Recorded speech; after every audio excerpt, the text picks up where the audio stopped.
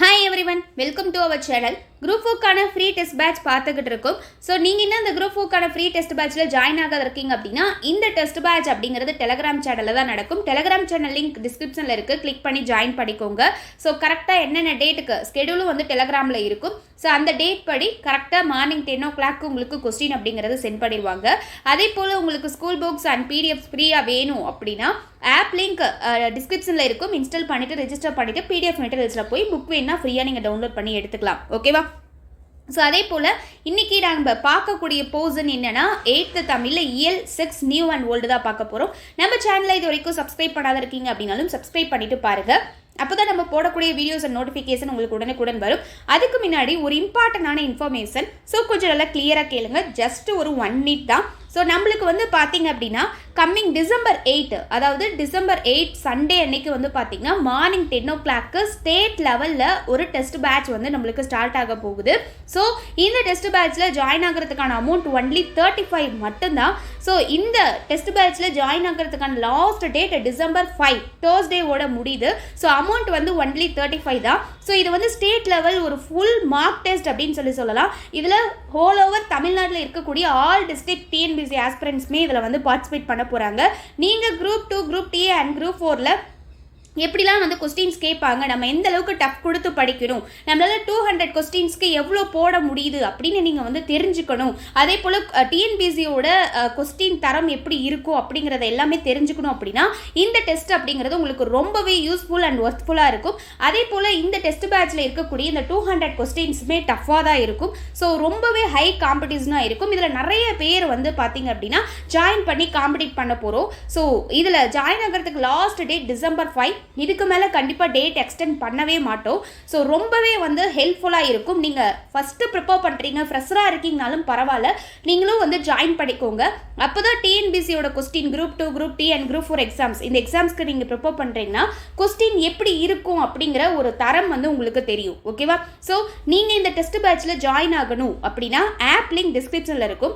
App லிங்க்கை install பண்ணிவிட்டு register பண்ணிவிட்டு ஆப்குள்ளே போனீங்க அப்படின்னா group 2, group D and 4 state level test அப்படின்னு சொல்லி இருக்கும். அதை கிளிக் பண்ணிவிட்டு நீங்கள் அஸ் வெல் அஸ் எப்படி டிஎன்பிசி எக்ஸாமுக்கு அப்ளை பண்ணுவீங்களோ அதில் அதே போல் group 2, group D and 4 state level test அப்படிங்கிறத கிளிக் பண்ணிங்கன்னா பை நவ் அப்படிங்கிற ஆப்ஷன் காட்டும். உங்ககிட்ட இருக்க யூபிஐ மெத்தடை யூஸ் பண்ணி எனிவே பேடிஎம்மாக இருக்கலாம், ஜிபேவாக இருக்கலாம், ஃபோன்பேவாக இருக்கலாம், எந்த மெத்தடாக இருந்தாலும் யூஸ் பண்ணி நீங்கள் அமௌண்ட் 35 rupees பே பண்ணிட்டீங்கன்னா அதில் நீங்கள் ஜாயின் ஆகிக்கலாம். ஸோ இந்த டெஸ்ட் பேட்சில் ஜாயின் ஆகிறதுக்கு 35 rupees தான்.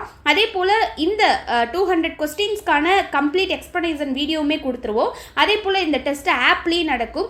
அதே போல் கொஸ்டின் பிடிஎஃப்பும் வந்து கொடுத்துருவோம். நீங்கள் ஃபியூச்சர் யூஸ்க்கு யூஸ் பண்ணிக்கலாம். அண்ட் தென் வந்து பார்த்தீங்கன்னா இந்த டெஸ்ட்டில் ஃபஸ்ட்டு 10 பிளேஸில் வரக்கூடிய ஸ்டூடெண்ட்ஸோட மார்க் லிஸ்ட்டு வந்து வெளியிடப்படும். ஸோ எல்லாத்தையுமே வந்து என்கரேஜ் பண்ணுற விதமாகவும் இந்த டெஸ்ட் பேட்ச் அப்படிங்கிறது இருக்கும். ஸோ ரொம்பவே ஒர்க்ஃபுல்லாக இருக்கும். நீங்கள் எப்படி டிஎன்பிசி எக்ஸாமுக்கு கரெக்டாக 3 hours ப்ராக்டிஸ் பண்ணி முடிக்கணுமோ, ஸோ அந்த மாதிரி 3 hours கரெக்டாக கொடுத்து உங்களை ப்ராக்டிஸ் பண்ணி வைக்கிறதுக்கு இது ரொம்பவே யூஸ்ஃபுல்லாக இருக்கும். கொஸ்டின் இந்த லாஸ்ட் குரூப் 2 எக்ஸாம் எழுதுனவங்க எல்லாத்துக்குமே தெரிஞ்சிருக்கும் தமிழ்லேயே வந்து எவ்வளோ டஃப்பாக இருந்துச்சு அப்படின்னு சொல்லிட்டு. ஸோ அப்போ நீங்கள் இன்னும் டஃப் கொடுத்து படிச்சிங்க அப்படின்னா தான் எக்ஸாமை கிளியர் பண்ண முடியும். ஸோ அதுக்கு இது ஒரு டெமோ எக்ஸாமாக தான் இருக்க போகுது. ஸோ நீங்கள் டிஎன்பிசி ஒரிஜினல் எக்ஸாம் எப்படி எழுதுறீங்களோ அதே போல தான் இந்த டெஸ்ட்டும் உங்களுக்கு இருக்கும். ஸோ ஒன்லி 35 மட்டும்தான். ஸோ இது ஒன்லி 35 தானே இருக்குது, இதில் எப்படி சும்மா சாதாரணமாக ஒரு டெஸ்ட் தானே அப்படின்னு நினச்சிக்கிட்டு இருக்காதீங்க. ஸோ நீங்கள் என்னதான் படித்தாலும் கொஸ்டின் எப்படி இருக்குது, எப்படி இருக்க போகுது, ஸோ நம்ம எப்படி காம்படிஷன் கொடுத்து படிக்கணும் அப்படின்னு தெரிஞ்சுக்கிறது ரொம்பவே அவசியம். ஸோ நீங்கள் எல்லாருமே இதை தெரிஞ்சுக்கிட்டீங்க அப்படின்னா தான் அடுத்தடுத்து காம்படிஷன் ஹையாக கொடுத்து நீங்கள் மற்றவங்க கூடயும் மோத முடியும். ஏன்னா லட்சக்கணக்கு, ஆயிரக்கணக்கு பேர் கிடையாது, லட்சக்கணக்கில் பல லட்சம் பேர் நம்ம டிஎன்பிசியில் எழுதுகிறாங்க. ஸோ அப்போது group 2, group 2A and group 4 எக்ஸாமில் நீங்களும் போட்டு படிக்கணும்னா கொஸ்டினோட தரத்தை ஃபஸ்ட்டு தெரிஞ்சுக்கணும், எப்படிலாம் நம்ம ஃபோக்கஸ் பண்ணி படிக்கணுங்கிறத தெரிஞ்சுக்கணும். ஸோ அதனால இது ரொம்பவே யூஸ்ஃபுல்லாக இருக்கும். லிமிடெட் சீட்ஸ் மட்டும்தான். ஸோ ஜாயின் ஆகணும்னா ஃபாஸ்ட்டாக ஆப் லிங்க் இன்ஸ்டால் பண்ணிவிட்டு ரெஜிஸ்டர் பண்ணிவிட்டு group 2, group D and 4 state level டெஸ்ட்டுன்னு இருக்கும், அதை கிளிக் பண்ணி பர்ச்சேஸ் பண்ணிக்கோங்க. ஓகேவா? ஸோ லிமிடெட் சீட்ஸ் மட்டும் தான். லாஸ்ட் டேட் டிசம்பர் 5, அதுக்கு மேலே கண்டிப்பாக எக்ஸ்டெண்ட் பண்ணவே மாட்டோம். ஸோ ஃபாஸ்ட்டாக ஜாயின் ஆகிக்கோங்க. ஓகேவா? உங்கள் ஃப்ரெண்ட்ஸ்க்கும் ஷேர் பண்ணி விடுங்க. அந்த டீட்டெயில்ஸ் எல்லாமே கீழே டிஸ்கிரிப்ஷனில் இருக்கும், எப்படி ஜாயின் ஆகணும். ஸோ அதுக்கான டீட்டெயில்ஸ்லாம் கீழே இருக்கும். ஆப் லிங்க்கும் டிஸ்கிரிப்ஷனில் இருக்கும், பார்த்து கிளிக் பண்ணி பர்ச்சேஸ் பண்ணிக்கோங்க. ஓகே, வீடியோக்குள்ளே ஃபர்ஸ்ட் கொஸ்டின் பாருங்கள். நாடகக்கலை இச்சொல்லுக்குரிய புணர்ச்சியை கண்டறிகன்னு கேட்டிருக்காங்க. ஆன்சர் என்ன? ஆப்ஷன் பி, கெடுதல் விகாரம் மற்றும் தோன்றல் விகாரம்.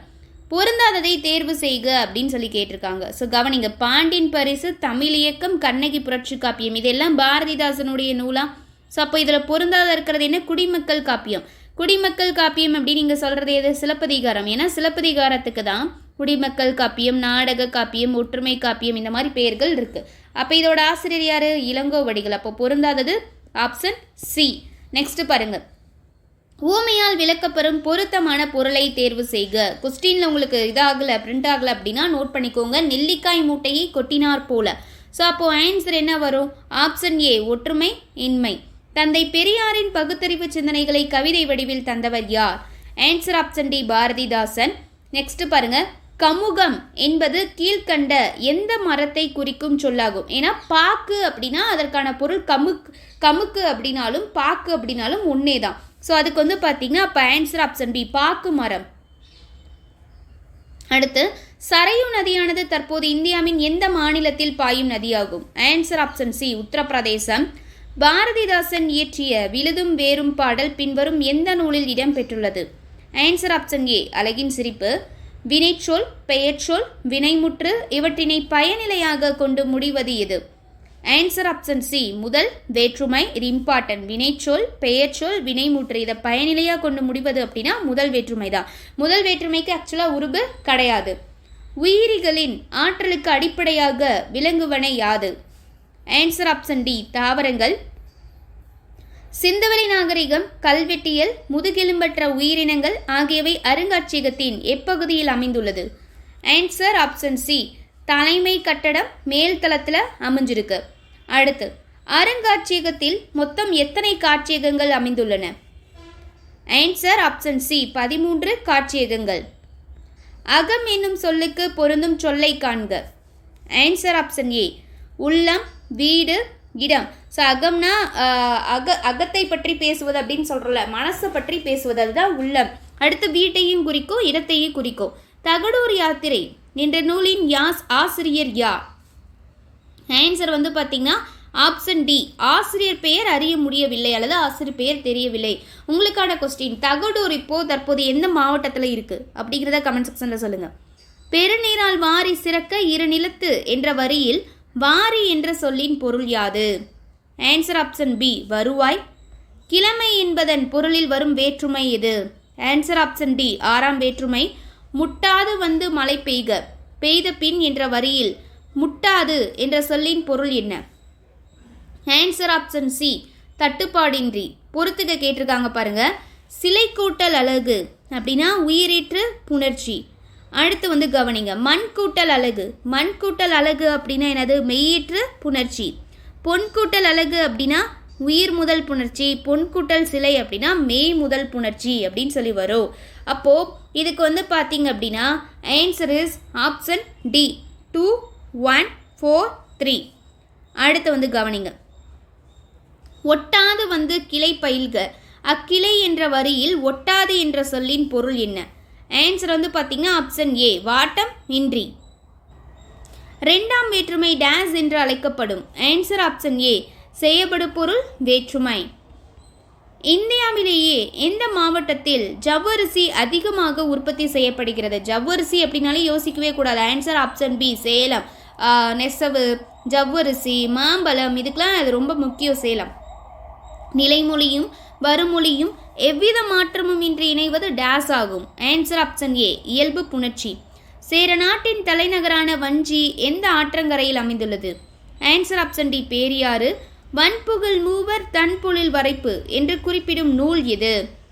Answer option C, Tolkappiyam.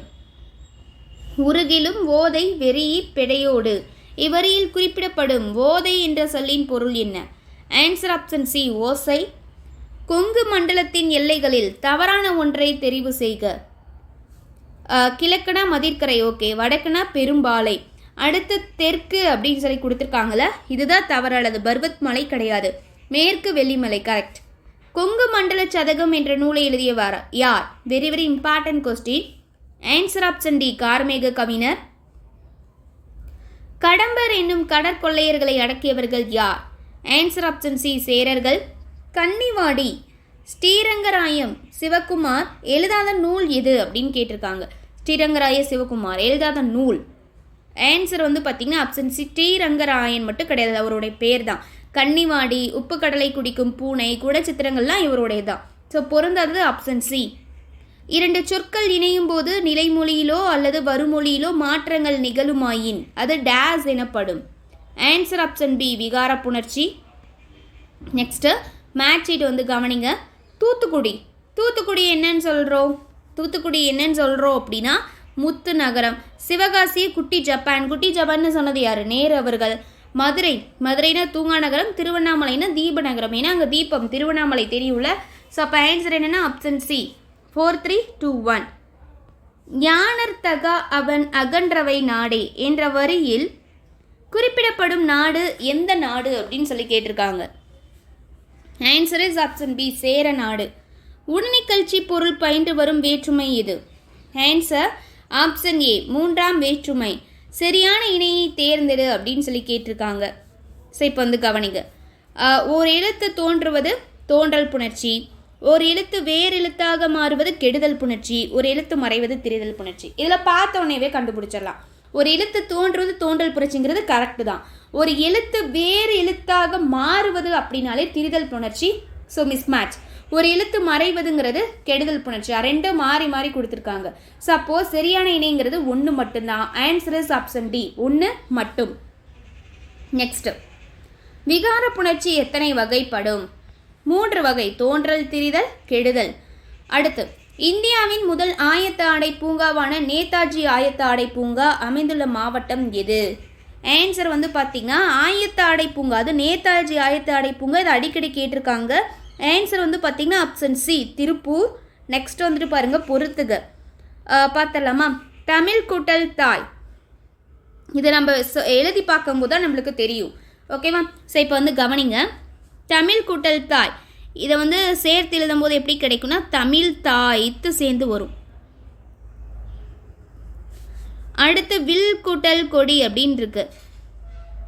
இதை சேர்த்து எழுதும் போது எப்படி தெரியுமா வரும்?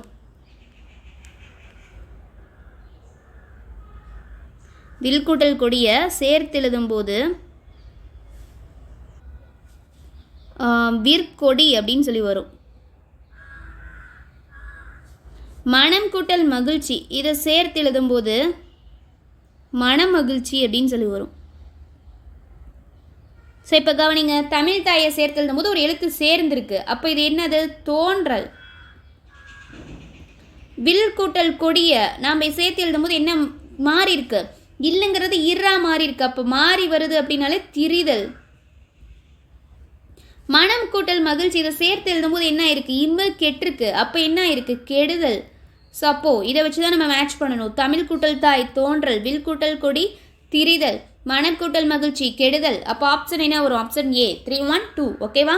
அடுத்து, பொன் மென்மை மிக்க புடவைகள், சித்திரை வேலைப்பாடு அமைந்த ஆடைகள், பவளம், செம்பு, கோதுமை ஆகியன இறக்குமதி செய்யப்பட்ட செய்தியை கூறும் நூல் எது? Answer option B Purananuru. தேசிய அளவில் புகழ்பெற்ற காங்கேயம் காளைகள் எந்த மாவட்டத்தில் உள்ளன? ஆன்சர் ஆப்ஷன் சி திருப்பூர்ல இருக்கு. பழந்தமிழர் வழிபாட்டு மரபுகள் என்னும் நூலின் பதிப்பாசிரியர் யார்? Answer option A கௌரன். ஓகேவா? கௌரன் வந்து பார்த்தீங்கன்னா இது அடிக்கடி கேட்டிருக்காங்க, பழந்தமிழர் வழிபாட்டு மரபுகள் அப்படிங்கிற கொஸ்டின். அடுத்து, வன்புகழ் மூவர் தன் பொழில் வரைப்பு, இதில் குறிப்பிடப்படும் மூவரில் பொருந்தாதவர் யார் அப்படின்னு கேட்டிருக்காங்க. பாண்டியர், சேரர், சோழர் தான். ஸோ பொருந்தாதவர் ஆப்ஷன் பி பல்லவர். யானர் தகா அவன் அகன்றலை நாடே என்ற வரியில் குறிப்பிடப்படும் யானர் என்ற சொல்லின் பொருள் யாது? ஆன்சர் வந்து பார்த்தீங்கன்னா ஆப்ஷன் டி புதுவருவாய். அடிக்கடி கேட்டிருக்காங்க. பாலாடை இச்சொல்லுக்குரிய புணர்ச்சி எது? ஆன்சர் ஆப்ஷன் ஏ இயல்பு. போந்தை வேம்பே ஆரென வருவும் மாபெருந்தானையர் மலைந்த பூவும் என்ற சேரர்களை குறிப்பிடும் நூல் எது அப்படின்னு கேட்டிருக்காங்க. Answer option A Tolkappiyam. கிரேக்க அறிஞர் தாலமி தமிழகத்தின் முதன்மையான உள்நாட்டு வணிக மையம் என்று எந்த இடத்தை குறிப்பிட்டார்? Answer option D Karur. Next, Aan Porunai என்று அழைக்கப்படும் ஆறு இது? Very very important. Answer is option C Amaravathi. அடுத்து, தன் பொருணை அப்படின்னு அழைக்கப்படக்கூடிய ஆறுன்னு கேட்டால் தாமிரபரணி. அடுத்து வேற்றுமையில் கேட்டிருக்காங்க பாருங்க, நான்காம் வேற்றுமை அப்படின்னு சொல்லி கேட்டிருக்காங்க. ஸோ இப்போ கவனிங்க, நான்காம் வேற்றுமை இப்போது இருக்கக்கூடிய உறுப்புகள்லாம் என்ன? ஐ, ஆல், கு, இன், அது, கண் இல்லையா? 2 3 4 5 6 7 1க்கும் 8க்கும் உருபு இல்லை. ஸோ இப்போ கவனிங்க, நான்காம் வேற்றுமை. ஸோ நான்காம் வேற்றுமை அப்படின்னா என்ன வரும்? நான்காம் வேற்றுமைக்கு வந்து பார்த்திங்கன்னா கூ அப்படிங்கிறத முடிஞ்சிருக்கணும். அப்போ பாருங்கள், புலவருக்கு பரிசு கொடுத்தார். அடுத்து இப்போ இது முடிஞ்சிருச்சு. ஐந்தாம் வேற்றுமை, ஐந்தாம் வேற்றுமைனா இன் அப்படின்னு சொல்லி வரணும் இல்லையா? ஸோ அப்போது இதுக்கு வந்துட்டு எது வரும் அப்படின்னு சொல்லி கவனிங்க, கயல்விழி என்னை விட பெரியவள் அப்படிங்கிறது தான். ஸோ அப்போது இது. அடுத்து ஆறாம் வேற்றுமை, ஆறாம் அதாவது இன் அப்படிங்கிற இதில் வரணும். அடுத்து அது வந்துருச்சு. அடுத்து ஆறாம் வேற்றுமை கவனிங்க, ஆறாம் வேற்றுமைக்கு எது வரும் அப்படின்னா அது வந்திருக்கா, ராமனது வில். அடுத்து மூன்றாம் வேற்றுமைனா எது? அல்.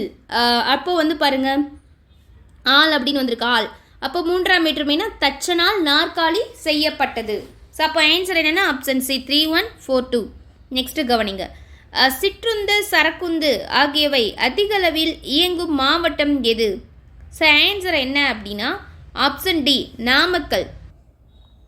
நெக்ஸ்ட், பழங்காலத்தில் விலையை கணக்கிட அடிப்படையாக அமைந்தது எது? ஆன்சர் வந்து பார்த்திங்கன்னா ஆப்ஷன் பி நெல். சுங்குடி சேலைகளுக்கு புகழ்பெற்ற மாவட்டம் எது? Very very important question. Answer வந்து பார்த்திங்கன்னா ஆன்சர் என்னன்னா ஆப்ஷன் சி திண்டுக்கல். திண்டுக்கல்லில் சின்னாலப்பட்டி அப்படிங்கிற கிராமம் தான் மெயினாக சொல்ல போனால். நெக்ஸ்ட்டு பொறுத்துக்க கேட்டிருக்காங்க பாருங்கள், கவனிங்க.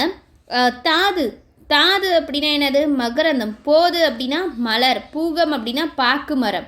ஸோ அப்போ இதுக்கு ஆன்சர் என்ன அப்படின்னா ஆப்ஷன் ஏ 3 2 1. நெல்லும் உப்பும் நேரே ஊரீர் எனும் பாடல் அடி இடம்பெற்றுள்ள நூல் எது? Answer option B Akananuru.